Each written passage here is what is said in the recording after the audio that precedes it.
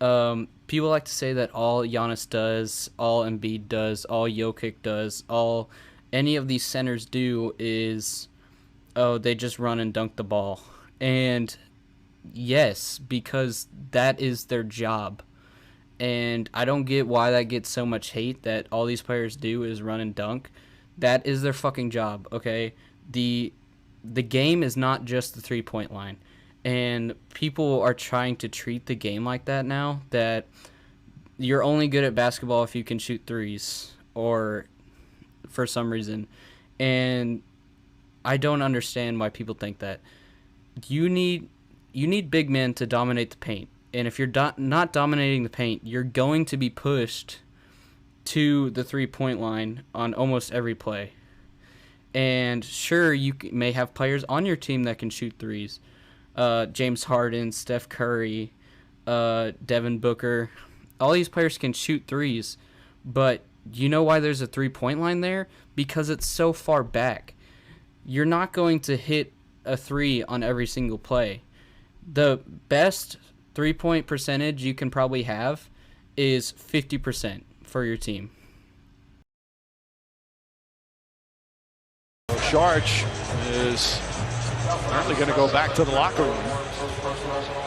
He doesn't play big minutes, but he plays an important role for a team that does not have a lot of size. So, Nathan Buttonette, episode 6. I'm going to try and do these every Sunday at noon. I'm also going to live stream them on my Twitch, so if you haven't already, please follow me at twitch.tv/easygingy. I'm going to be doing all the podcasts live now, as well as I stream games on there, so go ahead and follow me there. But that being said, let's get into the podcast. I'm aware my lighting is very shitty right now. It's because I have my blinds open right next to me, because if I put the light on in my room, there's a lens flare, and the lens flare is not good. So we're having to deal with what we got right now until I can get a better alternative. But y'all saw the cold open. It's always a good feeling whenever an announcer proves you right on national television in the finals. But you got to show sportsmanship as well. Although I am a Bucks fan, it really sucks that guy got injured.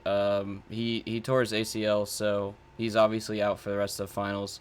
So I hope he gets better. I hope it doesn't cost him next season. I hope he's able to come back and play for his team. But it just proves what I said. I said big men play an important role, and the announcer said that that's one of the Suns' only big men that they have. So, with that being said, let's go ahead and roll the intro.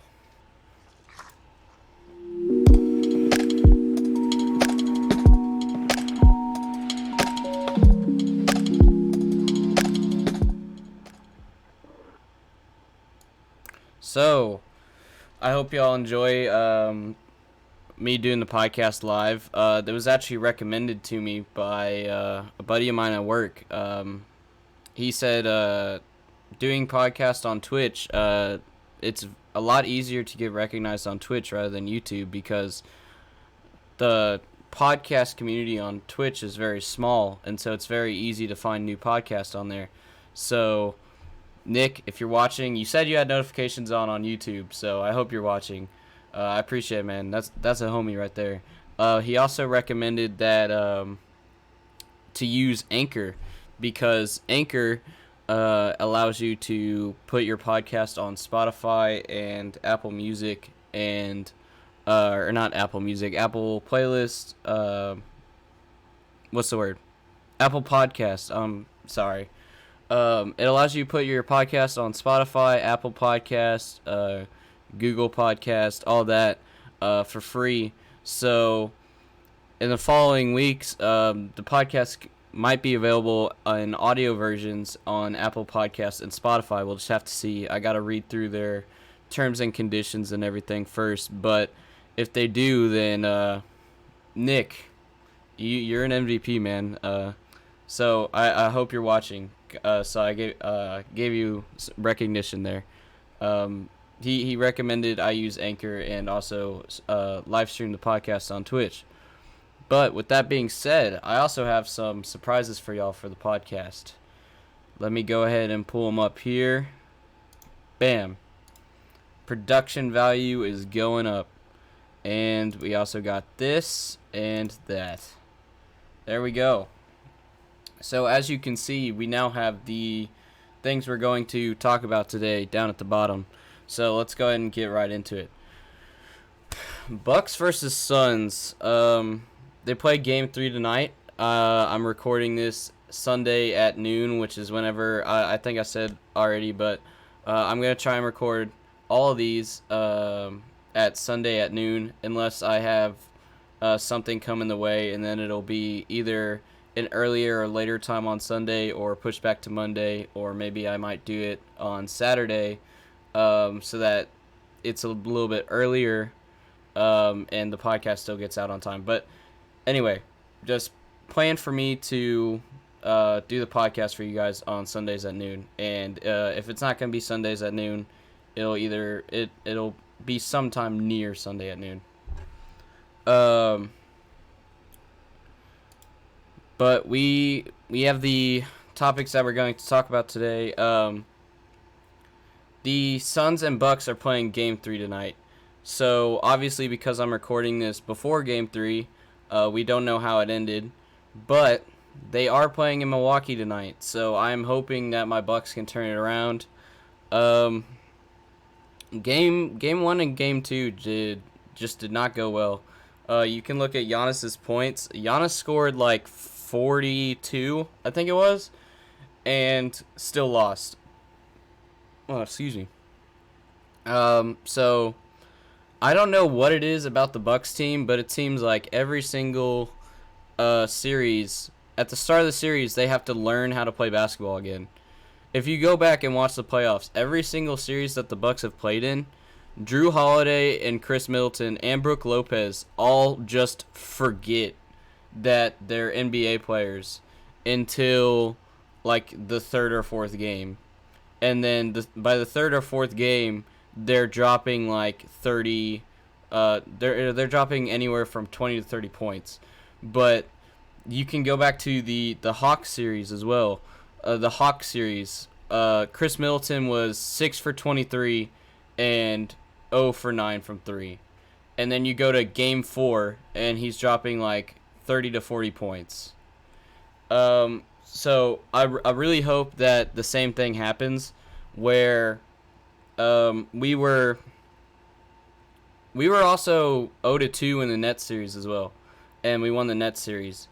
Again, the Nets were injured, but I don't think the Suns could beat the Nets. So we'll see how it goes.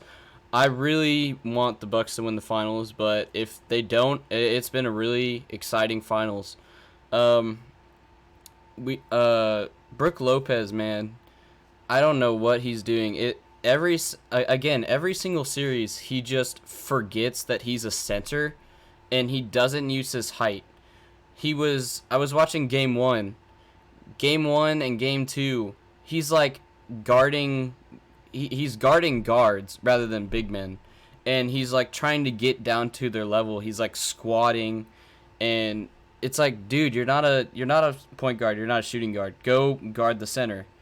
And obviously there's gonna be like pick and rolls and rotations where that's gonna happen, but he was doing it continuously. Like he wanted to play the guard position for some reason, and I don't understand why the hell he's doing that. And then if you watch any of the clips where he's there for a block or there for a rebound, he doesn't jump at all. He just stands there. It's like, you're 7 foot, jump for the block, jump for the rebound, and now you got Drew Holiday coming out here. Drew Holiday isn't scoring, but his defense is fucking immaculate.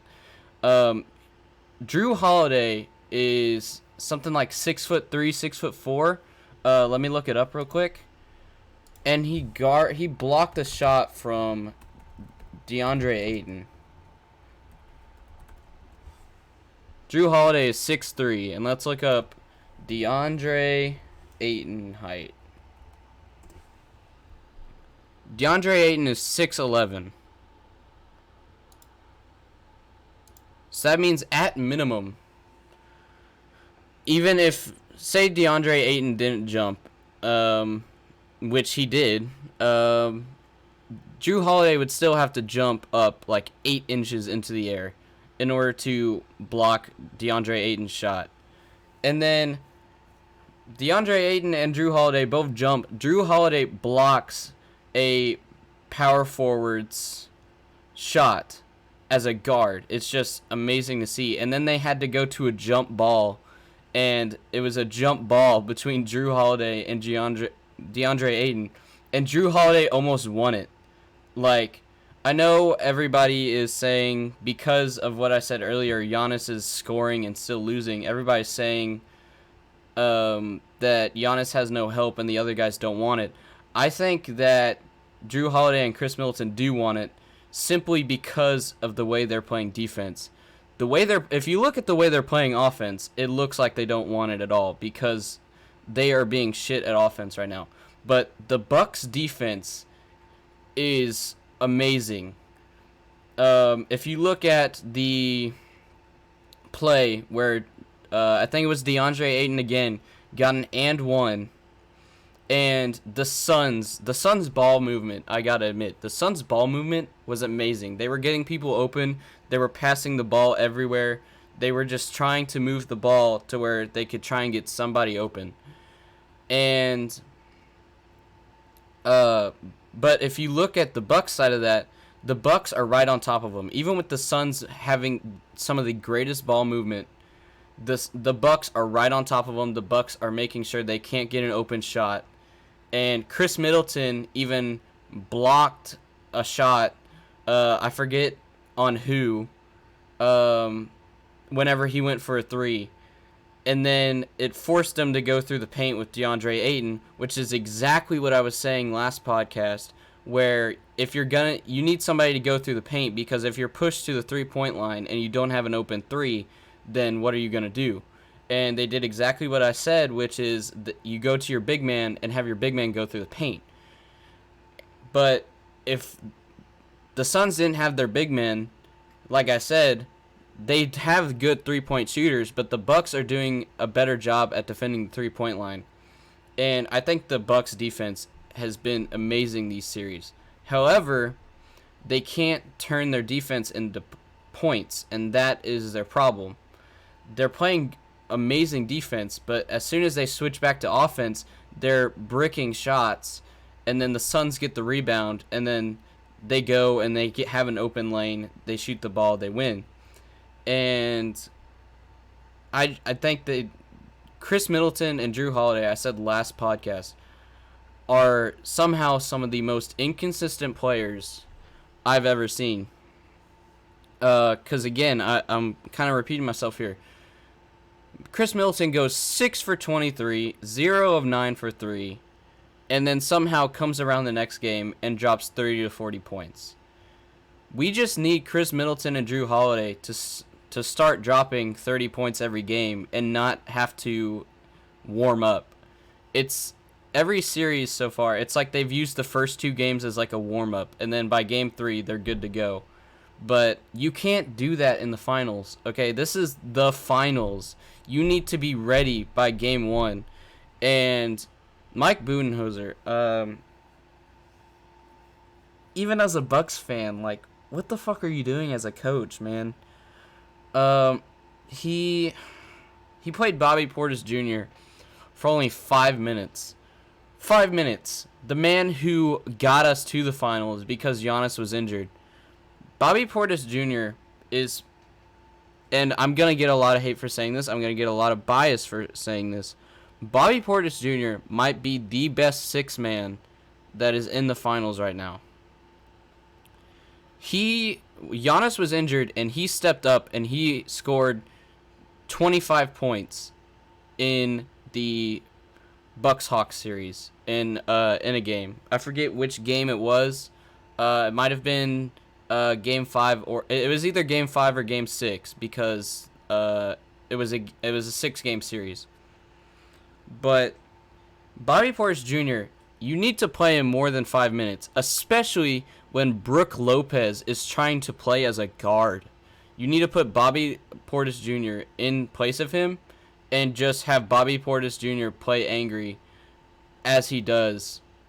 And just let him do his thing. Because Bobby Portis Jr., he's playing angry. He wants it. He knows what he has to do, and he's doing it well. But he's still on the bench. And Mike Budenholzer, you go... They play what he says in the locker room. He says, play random. Why? Why would you say play random? You don't play random in the NBA, especially against a team like the Suns. You need to have a plan. You need to have a strategy. And you need to use that strategy against the Suns, and that's how you win. If you're playing random and your team is not together and you're just trying to figure out things as you go, you're not going to win. If I would have been in that locker room, I would have said, this is your best chance at a ring. You need to own it. You need to guard the three-point line. You need to keep DeAndre Ayton out of the paint. If we can do that, we will win.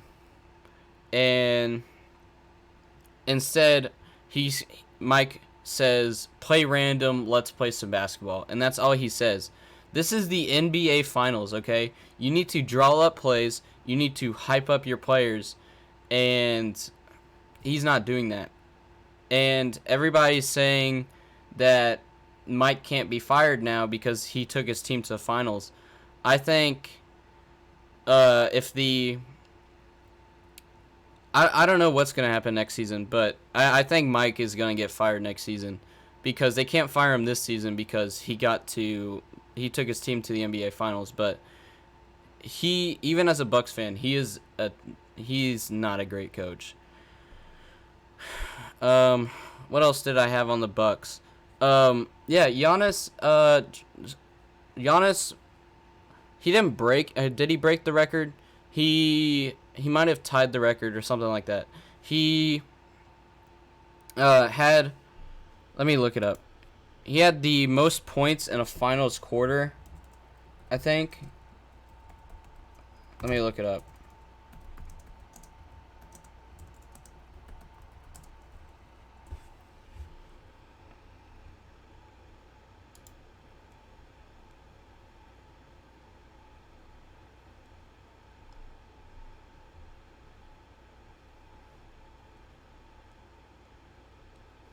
Giannis Antetokounmpo, the Milwaukee Bucks. This is from Fan Nation.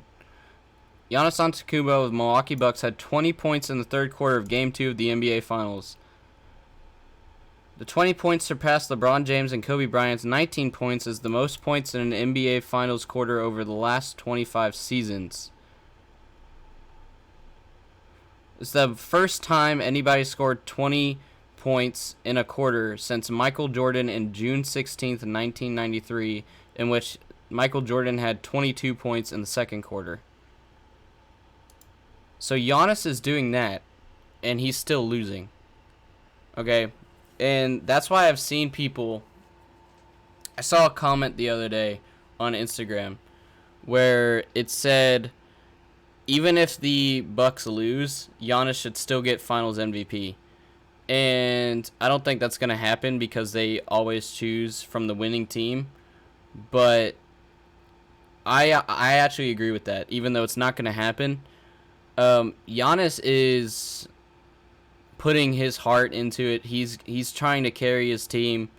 And he's already won normal season MVP twice. And this is his chance to get a Finals MVP. And I saw another comment as well when it was before Game 1, and it was on the announcement that Giannis was going to play Game 1, and somebody on the Bucks Instagram page said, it said something like, yo, this man is made of vibranium, and I loved it. I laughed so hard at that because Giannis is coming off an injured leg. He's playing at 65%, and he's still scoring 42 points in a game. We really just need Drew Holiday and Chris Middleton to step it up. And that's all I can really say about that. Is Brook Lopez, learn how to play as a center. Drew Holiday, Chris Middleton, learn how to play basketball again for the millionth time, because somehow you keep forgetting. And Mike, be a better coach. If we can do all those things, then we can still win the finals. But if we don't do that, if we lose tonight in Game 3, I gotta admit, even as a Bucks fan, I think it's a wrap. If we lose this game in Milwaukee, because I didn't even bring this up. Let's talk about Game 1, okay? I might get called biased on this, but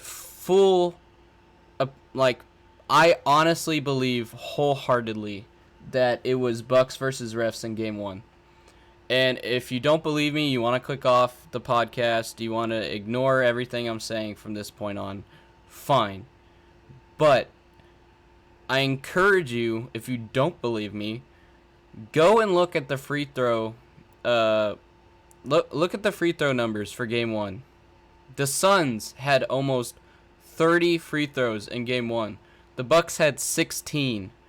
They had nearly double our free throws, and they only won by about 13 points. If you even out our free throws, the Suns don't win that game. And everybody's saying, I know the Suns fans and everybody that don't like the Bucks are saying, oh, well, they shouldn't foul so much. Look at the calls that were being made.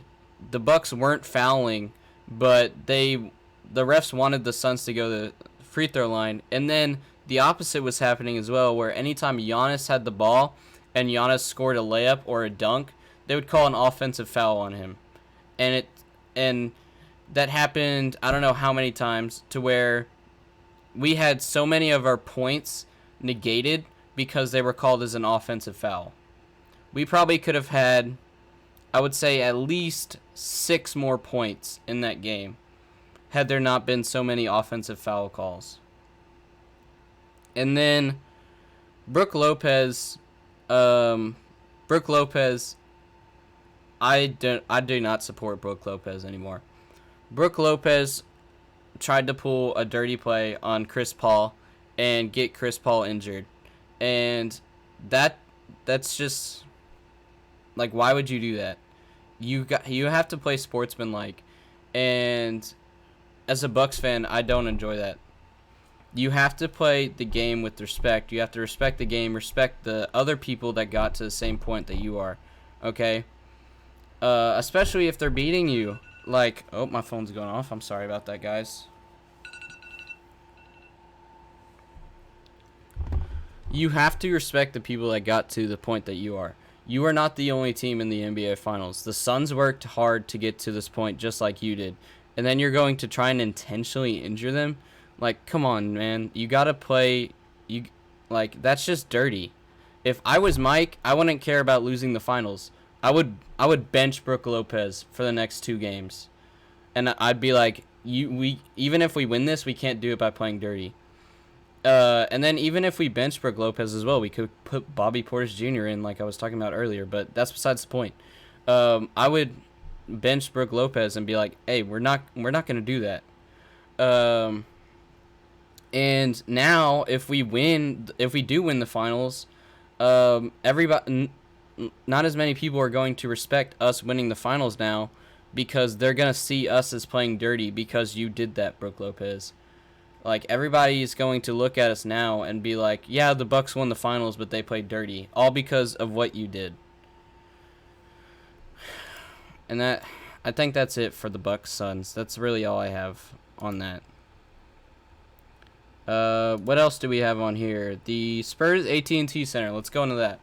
So, the Spurs, I'm from San Antonio area, as some of you may know. I go for Milwaukee as sort of a side team, because as many sports fans know, sometimes your home team just doesn't get it done, and you need a little side team, something on the side. So I've been a Bucks fan since Giannis got drafted. And if you don't believe me, number 13th pick. I know what pick he was drafted. Like, I'm not a bandwagon. I legitimately have been a fan since Giannis got drafted. And the Spurs haven't been getting it done lately, and so I've been kind of, again, going on my side team, which is the Milwaukee Bucks. However, that's besides the point. Spurs, the AT&T company, they have a contract with the AT&T Center that obviously they pay a certain amount every given time in order to keep the naming rights to the Spurs arena. Most recently, it became AT&T's time to pay their contract. AT&T decided not to renew their contract, which means that, hey, my cat jumped up in my chair, guys. The Spurs AT&T Center, AT&T did not renew the contract, and what that means is that in 2022, so this isn't going to be an immediate thing, but actually it is kind of going to be an immediate thing. In 2022, the arena will not be named the AT&T Center anymore. It's been the AT&T Center ever since I was born, in 2002. So to me, and some of my close friends and people that watch the Spurs, to me personally, it's always going to be the AT&T Center. However, it leaves the room open for a new sponsor. So far, a new sponsor has not been named, but it will be intriguing to see if anybody picks it up. If they don't pick it up, what does that mean? It means that it's just going to be called the Spurs Arena or the Spurs Center. It's much like the Phoenix Suns. The Phoenix Suns, it's just called the Phoenix Suns Arena. However, without a sponsor for that arena, one of two things is going to happen, or maybe both. Ticket prices are going to go up for the stadium if it does not get a sponsor, because obviously the stadium needs to make up that money that they lost from the AT&T sponsor. So ticket prices for the San Antonio Spurs are going to increase drastically. Either that, or the people of San Antonio are going to be taxed a little bit as well for the upkeep of the stadium, because that is I know that's what they did for the Alamo Dome. Is when the Alamo Dome was being built, they taxed the people of San Antonio, and the taxes went to building the Alamo Dome, and people didn't like that very much for obvious reasons, because their tax dollars were going to build this ginormous stadium that originally was going to be both an indoor and an outdoor stadium with a retractable roof, and the people of San Antonio actually assembled against that, because obviously that would have been millions of more dollars, and they refused to pay that. So it's going to be exciting to see if they get another sponsor, or how the ticket prices change if they don't get re-sponsored. And if a sponsor doesn't get named in 2022, we'll look together on the podcast and look at the ticket prices and see if I was correct. But it's going to be interesting to see. I literally have I don't know if I can take it down to show you guys, because it's up high and I'd probably have to get a stool. Plus, I think it's screwed into the wall.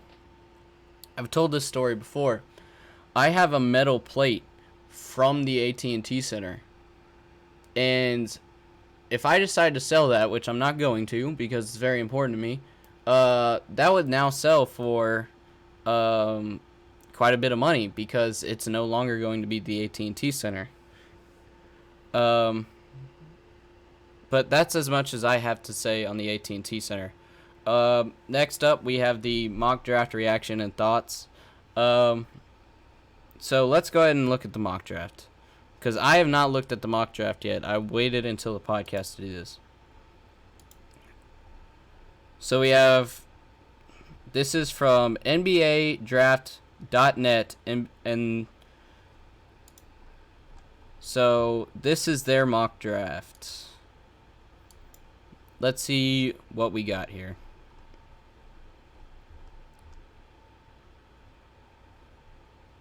So Detroit picking up Cade Cunningham. We already saw that coming. Rockets picking up Jalen Green. Jalen Green, a shooting guard. Okay, so I personally would not go with a shooting guard. I would go with a power forward or a small forward. So again, you could kind of keep your big men and not keep playing small ball. However, on NBADraft.net, he is rated a 95 overall, so we'll see. Cleveland Cavaliers, Evan Mobley, we saw that coming as well. We knew Mobley was going to be somewhere in the top 5. They're drafting a power forward center, probably looking for their next LeBron. I don't think that's ever going to happen, though. Jalen Suggs, same thing. We knew he was going to be in the top 5, drafted by Toronto. 99 overall point guard from Gonzaga. Dude is fucking amazing. So that's really good for Toronto. They'll have help for Kyle Lowry and Fred VanVleet. Orlando picked up Jonathan Kuminga. We also knew he was going to be somewhere near the top 5. Scotty Barnes for Oklahoma City. Kind of going to run through these now. Moses Moody, Orlando. Jalen Johnson, Sacramento. All right, let's look at Jalen Johnson because he's drafted by Sacramento. Sacramento, did you blow your draft pick again? He's a small forward from Duke with a 92 overall. So the Sacramento Kings might actually get a good player this time. But we will have to wait and see. Maybe he will be a bust and the Sacramento blew their draft pick again. We'll just have to wait and see. And if that does become a case, best believe I'm going to bring up the Sacramento Kings GM again. Corey Crispert, New Orleans, Kai Jones. Let's go look at Corey Crispert. Let's see what help they're bringing to Lonzo and Zion. So he's a shooting guard / small forward from Gonzaga, and he's a 95 overall.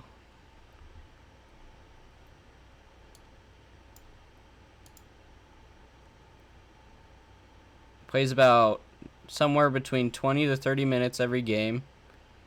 And he's scoring anywhere from 10 to 20 points.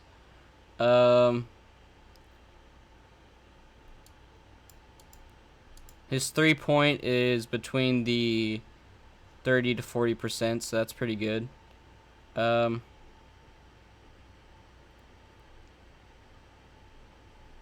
Okay, I think this is a decent pick. I think you could put him definitely at the 2 and 3, just like he's listed, shooting guard, small forward. And then you have somebody in the middle. You have Lonzo playing the 1. You have Zion playing the 4, and you have somebody in the 2 and 3 in the middle between them. So I think that's actually a pretty decent pick. Kai Jones. Let's see what help they're bringing to LaMelo Ball. Kai Jones is center. Okay.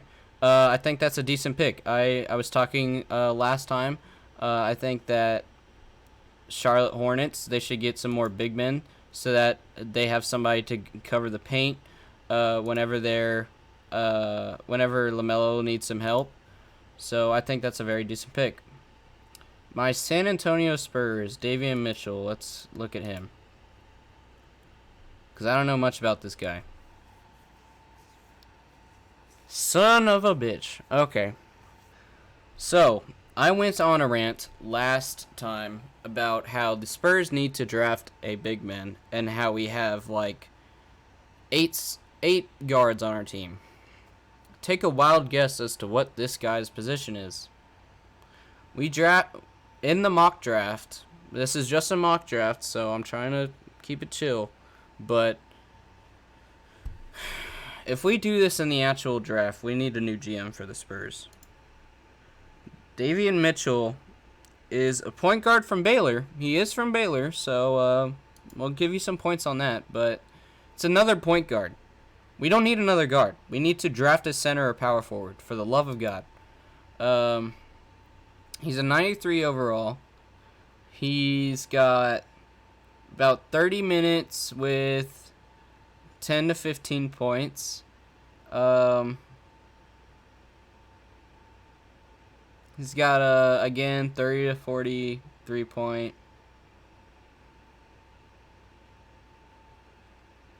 He's got 4 to 6 assists every game. So his assists are pretty good for a point, since he is a point guard. However, we need a center. We need a center bad for the Spurs. Golden State, Zaire Williams. Let's look at who's playing with Klay Thompson and Steph Curry. Shooting guard, small forward. Golden State Warriors, you fucked up. Same thing as I said with the Spurs. You already have Steph Curry and Klay Thompson. You don't need a shooting guard. I can understand the injury insurance. Maybe you want some injury insurance since Klay Thompson has been injured the last couple games. Or last couple seasons, I should say. So I can understand getting a shooting guard for maybe some injury insurance. That's a good play. However, I do think maybe getting a 6-man in place of Draymond Green or even another starting center would be the better play. But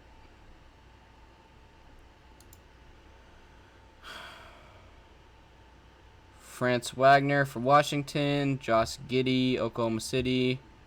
Let's look at Oklahoma City, because Oklahoma City, I said, is one of the people that needs a rebuild the most. So Josh Giddey is a point guard from Australia, and he is a 93 overall. So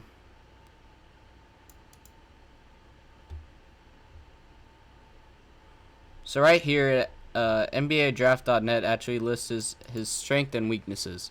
So it says strengths: he has very high basketball IQ, makes his teammates better, great feel for the game, yada yada. Triple-double threat when he enters the court. But his weaknesses is he has a really thin frame and needs to bulk up considerably. So it looks to me like this is an Australian version of Russell Westbrook. It's a white, young Russell Westbrook because he has very high basketball IQ, triple-double threat, as I said, makes his teammates better. He's a leader, but he can get overpowered easily. So we'll see.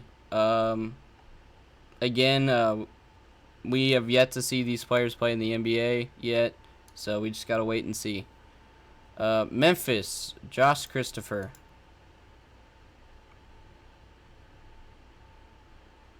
Josh Christopher, shooting guard from Arizona State, 90 overall. Okay. Nishan Highland, Oklahoma City again, let's see. Pointing guard, shooting guard. Okay. Averaging 19.5 per game.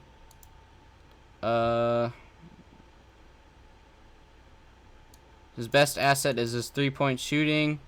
He has quick released.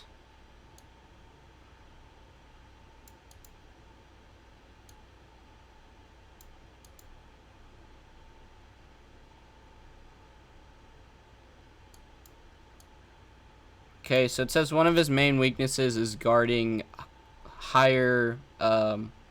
guarding taller players. Because they said he's a pretty short guy. He can make 3-pointers, but he can't guard small forwards, power forwards, or centers. So that's understandable. Oklahoma City, I think, having the 16th and 18th pick, I think that might those are solid picks for them. I think that's actually going to work out for them. So, New York Knicks, Miles McBride, West Virginia, point guard. He's scoring about 15 points per game with 34 minutes. Solid pick. For being number 21, number 19 actually. I think that might actually work well for the Knicks. I think that's a solid pick.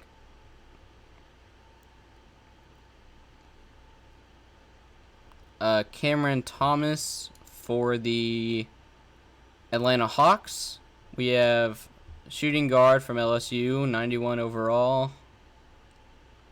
23 points in 34 minutes. Wow, I'm not surprised he got. I'm surprised he didn't get picked up earlier, because he has more points per game than some of the ones we've seen earlier.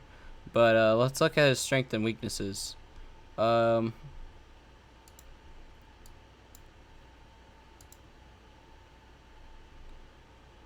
His weaknesses, a bit one-dimensional as a player, mostly wired to score, and doesn't really contribute much in any other player.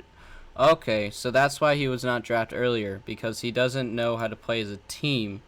And I might get hate for saying this, but he plays like a LeBron. He's a significant scorer, but he doesn't pass it out to his teammates, or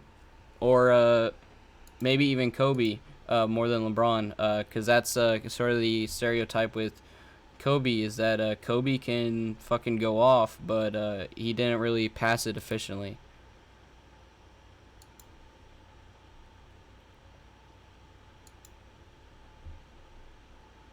New York Knicks getting another point guard, shooting guard from the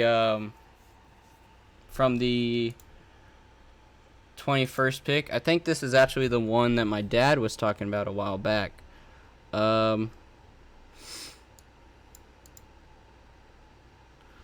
Weaknesses: lacks elite athleticism and speed that he must make up for in ball handling. 33.3 turnovers per game. Ooh, that's not good. But he's an efficient scorer, can make clutch shots. Good decision maker. Okay.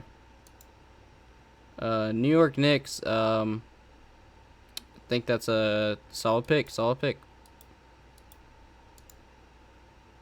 Los Angeles Lakers. Los Angeles Lakers could literally just draft anyone they wanted and it wouldn't matter. Usman Garuba. Power forward, center, 94 overall. Energy guy, plays with no fear, relentless motor. He is more of a 5 than a 4 for now on offense because of his skill set. He's undersized for center in the NBA level. Okay, so kind of getting some injury insurance for LeBron and AD. That's understandable after what's been happening lately. So I think that's actually a really smart idea from the Lakers, getting some injury insurance for their best two players. And we got some spam in the chat here, unfortunately.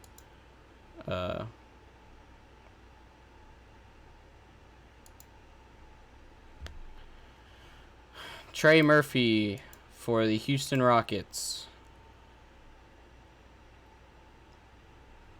Small forward, power forward. Yes, Houston Rockets.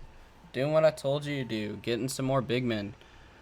11 points in 30 minutes for a power forward. That's pretty solid.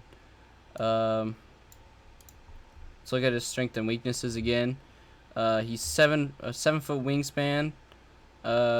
Needs to gain more confidence in his abilities and play more aggressive. He does not rebound the ball particularly well despite his size advantage. Could use more aggressiveness and assertiveness to become more effective.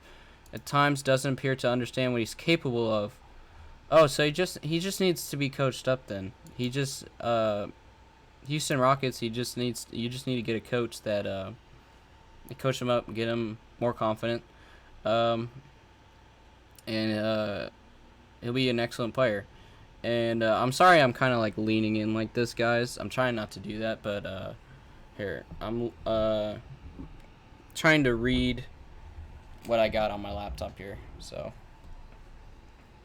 whenever I read, I like lean in a little bit. It's not because I can't see it. I can read it well. I just I don't know. It's just habit, I guess.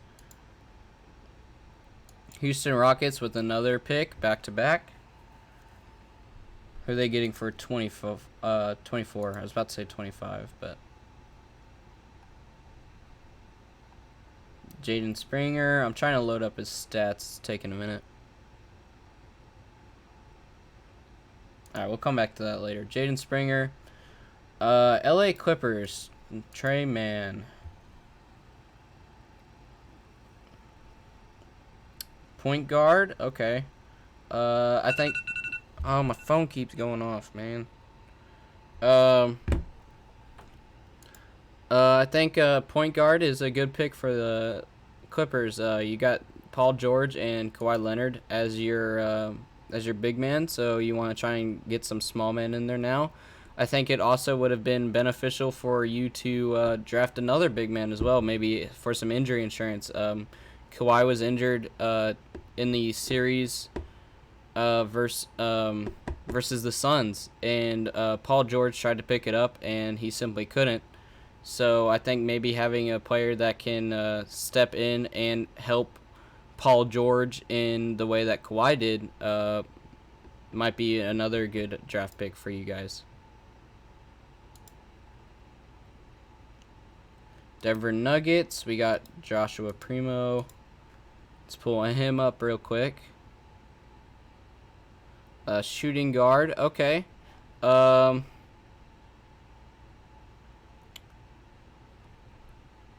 There's no stats or anything for him, so I don't know how well he's going to be. But shooting guard to help out Jokic, smart. Charles Basie. And if I'm pronouncing any of these names wrong, I'm sorry. Power forward, center. Okay, kind of getting some injury insurance for KD. Even though nobody can replace KD. KD is probably the most effective offensive player in the league right now. He scored almost 50 points in the Bucks Nets series, so you're not going to replace KD.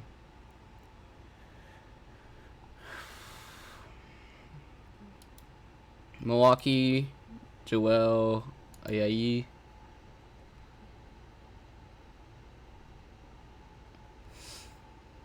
Point guard, shooting guard. Okay, so somebody to replace Drew Holiday and Chris Middleton when they don't do their fucking job, like I was talking about earlier.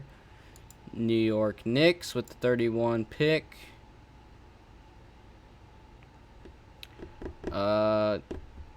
Somebody from Turkey. Again, no stats listed. So that'll be interesting to see. Let's go. I'm kind of trying to skim through it now because we've spent a lot of time on the mock draft. Oklahoma City, Sharif Cooper. Point guard, okay. You've drafted like 4 point guards.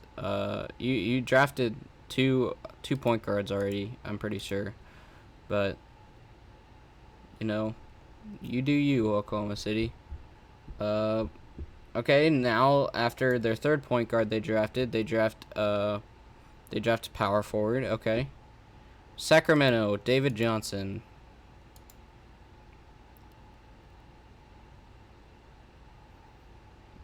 Sophomore from Louisville, point guard. 12 points with 35 minutes, okay. Could be better, but it's not bad. San Antonio, let's see. JT Thor.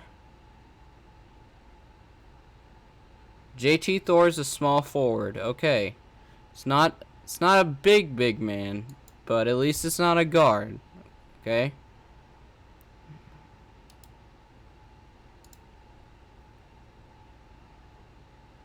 Kind of skimming through the rest of these. All right, I think we'll leave it at there for the mock draft, and we will react to the actual draft whenever it becomes time. See if any of those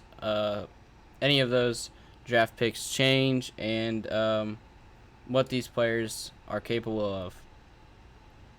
All right, next thing I want to get into is the 2021 NBA awards. I meant to do this last episode, but I simply just forgot. So Nikola Jokic MVP. I think that's a very decent choice. Again, a player that carries his team, does what he needs to do. Rudy Gobert, Defensive Player of the Year. I agree 100% with this. Just look at his stats. Almost 14 rebounds a game, almost 3 blocks per game. When you look at that, you see defense. Simply put, he's playing hard on defense, and so he deserves Defensive Player of the Year. Simple as that. This is the one that Fernando doesn't agree with me with. LaMelo Ball, Rookie of the Year. Fernando claims that this was ripped off from Anthony Edwards. I disagree. I think LaMelo 100% deserved Rookie of the Year, and he's been amazing. So, Jordan Clarkson. Jordan Clarkson has about 20 points per game, 4 rebounds, 2.5 assists, 6 man of the year. 6 man of the year, I could definitely see that. He's been working really hard with the Utah Jazz. So, most improved player, Julius Randle, plays for the New York Knicks. 24 points, 10 rebounds, 6 assists. Definitely most improved player. And then the All-Star MVP, Giannis Antetokounmpo. Nothing to say about that. You already know what I would say. Giannis is a very effective player. So, kind of speed ran through all the awards, but it is what it is. We're already 53 minutes in, so I want to try and keep these episodes to an hour, because it seems like a good length. If y'all want them to be longer, then let me know. I'll have to find more stuff to talk about, but I try and keep them an hour, because I think an hour is not too short, not too long every week. So let's talk about these last couple stuff I have on here. So Wilson reveals, this is on NBA.com, the official news website. So Wilson reveals NBA official game ball in advance. Trae Young and Jamal Murray join Wilson's advisory staff. So Wilson Sporting Good Co., in partnership with the National Basketball Association, unveiled league's new official game ball in advance of the NBA's 75th anniversary season. The reveal tips off a multi-year partnership welcomed the NBA's first official basketball manufacturer, Wilson.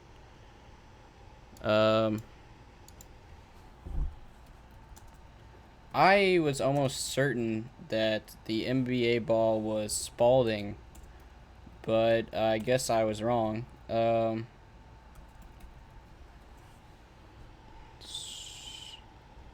Let's look at this right here.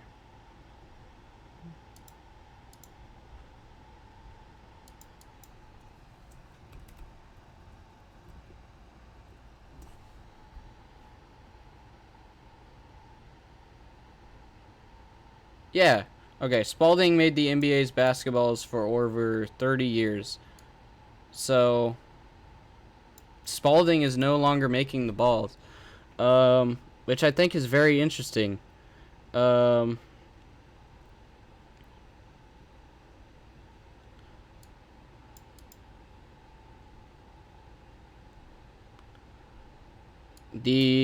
NBA used the Wilson ball for its first 37 seasons, it says. I've always known Spalding as the game ball, so this is gonna be interesting. Whenever I think Wilson, I think of like high school. I would think of like high school games and college games possibly. Um, but I've always thought of like Wilson as like and this isn't to say they're a bad company. It's just like where I've seen them mostly used because of Spalding being the NBA ball. I've always seen Wilson as like a lower league, not lower league as a ball, but I mean like played in the lower league is what I'm trying to say. Like we used, I think we used Wilson balls in high school. We used them in separate leagues. Like I don't remember the name of what the term for them is, but like not relating to a school, but like sort of like a club thing. Um, and Wilson balls were what a lot of the kids had for pickup games, but I've always seen Spalding as the NBA ball, so this will be interesting. I mean, I don't know what the difference is. It's just a basketball, but yeah.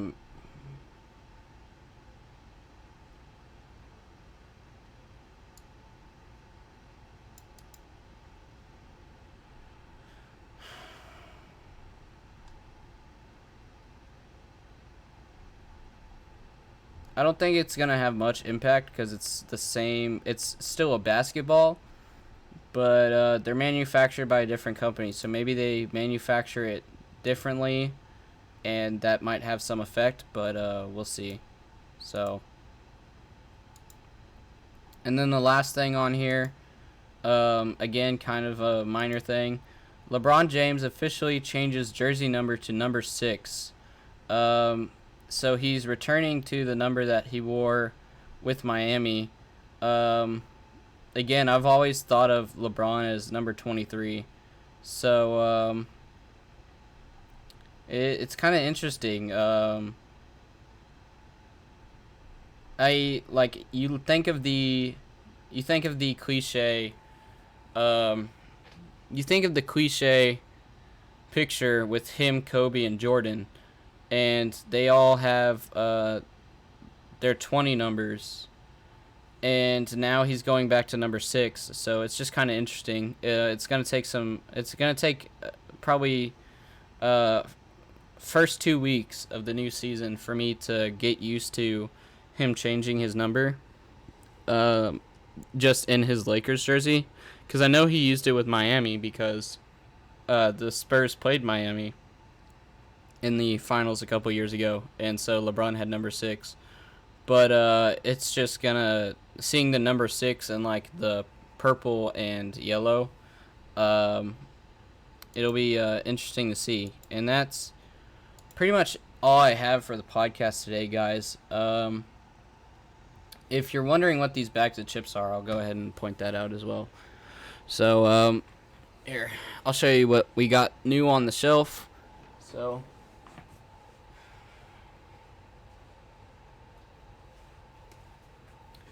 this one is one for the people that have been a fan for the podcast back when it was still plus 71.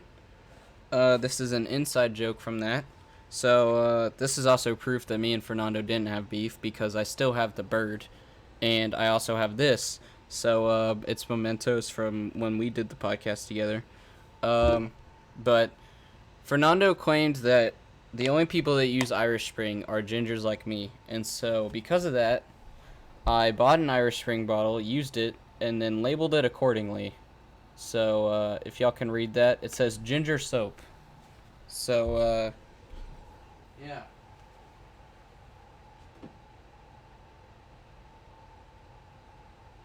And then these 2 bags of chips, I simply bought them just because this one, if y'all can see that, has Jason Tatum on it, and then this one has Anthony Davis on it. Here, let me get it better in the light. There we go. So this one's got AD, and then this one's got Jason Tatum. So that's literally the only reason I have them.